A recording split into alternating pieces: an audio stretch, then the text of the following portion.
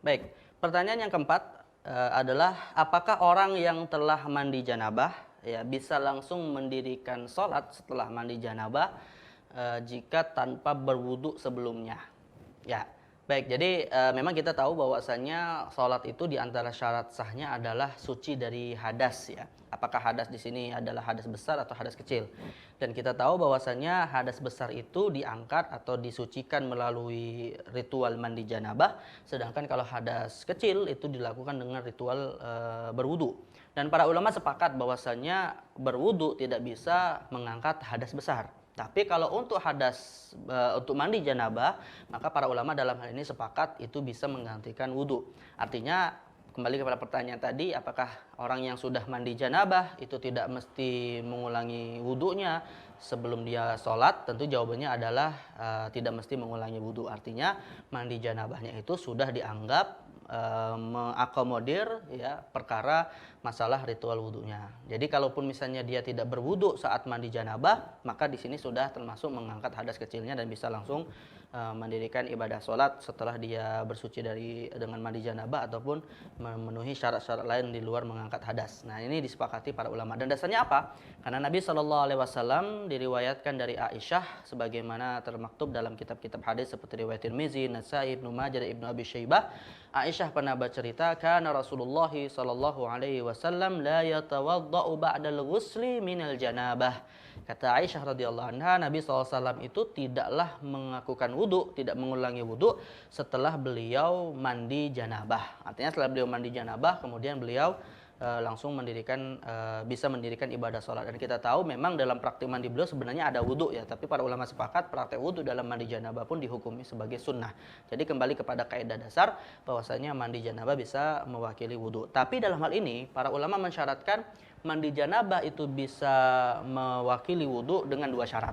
Nah, syarat yang pertama adalah tentunya mandi yang dilakukan harus diniatkan dalam rangka mandi janabah, mengangkat hadas besar. Karena kalau misalnya mandinya sekedar mandi biasa seperti kebiasaan kita sehari-hari, hal ini kata mereka tidak bisa mewakili wudu. Artinya kalau kita misalnya punya kebiasaan mandi ya sebelum maghrib di sore hari, tapi kita nggak berniatkan mengangkat hadas besar atau kita tidak dalam kondisi hadas besar, maka mandi kita tidak bisa mewakili wudu, harus mengulangi wudu sebelum kita sholat. Dan ini seperti yang dijelaskan oleh Imam Al-Khurashi dalam Syarah Mukhtasar Khalil, beliau mengatakan fa in iktasaral mutatahhiru 'alal ghusli dunal wudu ajza'ahu. Kalau seseorang itu mandi janabah ya, dia sudah mencukupkan diri dengan mandi janabahnya dari wudu. Tapi wa hadza fil ghusli al wajib. Namun dengan syarat mandi yang dimaksud di sini mandi wajib, yaitu mandi untuk mengangkat hadas besar.